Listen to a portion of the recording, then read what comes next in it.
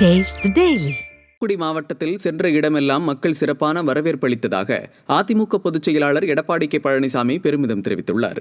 இது தொடர்பாக அவர் வெளியிட்டிருக்கும் அறிக்கையில், மக்களை காப்போம் தமிழகத்தை மீட்போம் எனும் எழுச்சி பயணத்தில் தூத்துக்குடி மாவட்டம் திருச்செந்தூரில் கூடிய கூட்டம் தலையா கடல் அலையா என்ற அளவிற்கு மக்கள் ஆர்ப்பரிப்பு இருந்ததாக பெருமிதம் தெரிவித்துள்ளார்.